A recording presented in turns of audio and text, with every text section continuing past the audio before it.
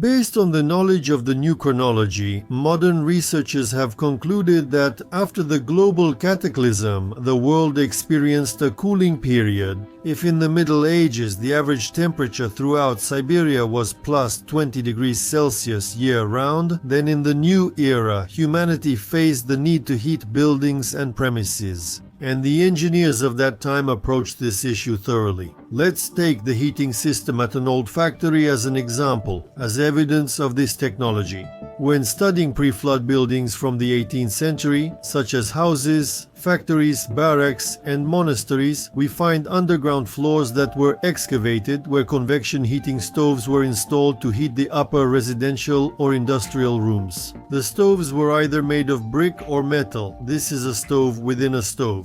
A metal stove heats up quickly and cools down quickly, while brick stoves take longer to heat up and retain heat for a longer time. Not only could a single multi-story building be centrally heated, but an entire complex or even a whole street or neighborhood as well. That's why in photographs of 19th century cities, we don't see smoke coming from every house. Overall, the heating system was similar to the modern one, but it was implemented in a fundamentally different way. Weaving factory, general view.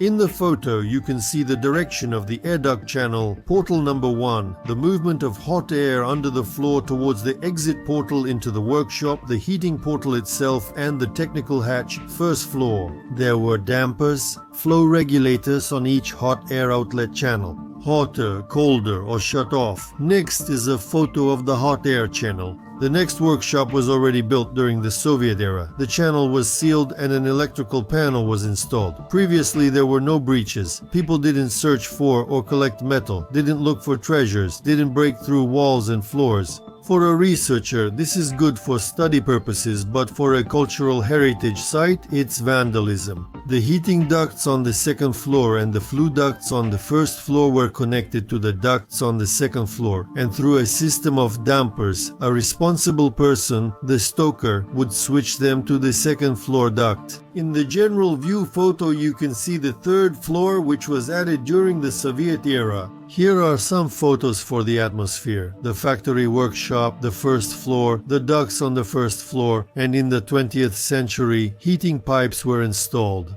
This photo is from 1900, and here is a photo from 2023. This is approximately the same shooting point. Let's compare the two photos. What do we see here? People are digging up the area and loading soil onto a platform. On the left, the red arrow shows the ground level in 1900 and the photo shows the ground level in 2023. Weaving factory.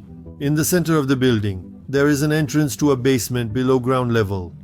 There were two furnace heating stoves there. One stove heated the left side of the factory, the other heated the right side. Overall, this factory is actually quite long. Next, through the room with the stoves, there is a narrow passage, and after 2 turns, we enter the underground workshop. The entrance to the basement where the furnace heating stoves were located, and the layout of the stoves in the basement. If you look closely at the photo, you can see cut metal rods, and the remaining plaster outlines the square structure of the stove or a branch from the stove to the ducts in the underground workshop. The glare from the water made it difficult for the camera to focus, and some of the pictures are blurry. Here are the bricked up windows. They used to be the windows of the first or even the second floor, but now they are below ground level. And in one of the bricked up windows, there was a drinking fountain or a tap.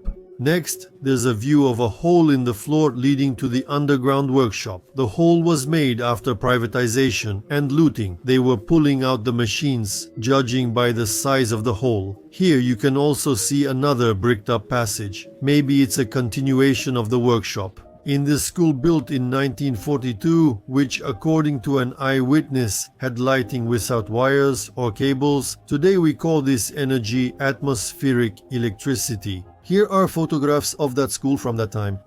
At the entrance to the school, we see spheres with spires, dark-colored spheres that appear to be made of metal. Back in the 1970s, some acquaintances studied at this school, and in the early grades, they often climbed onto these spheres, but even then, they were already without the spires. In the center of the sphere, there was a shaped metal pipe, and another pipe from the pedestal on which the sphere stood extended into the school building as a decorative element. In the old photo, the fact that the sphere is dark in color means it's already different and smaller. You can see this in the photograph from the 1950s. Probably when the school was supplied with electricity through wires after the war, the spheres were plastered over and the spires were cut off. Today the spheres have been dismantled and a different canopy has been installed. Let's take a look at the calendar from 1874. The publication mentions the invention of instant photographic images and a device for desalinating seawater. This discovery alone could have changed the course of modern history. From this, we repeatedly come to the conclusion that there is no such thing as technological progress. All technologies have long since been invented, and science was created to limit and stop the natural human drive for evolution, both technological and spiritual, and also to fulfill the requirements for reducing the population on Earth. Knowing about the catastrophe at the beginning of the century and the climate change in the northern hemisphere, it can be assumed that new centralized and air heating systems were implemented by the engineers of that time in a very short period, switching to forced replacement of the use of free atmospheric electricity. Here we can see that the technologies were not lost and were partially used up until the middle of the 20th century.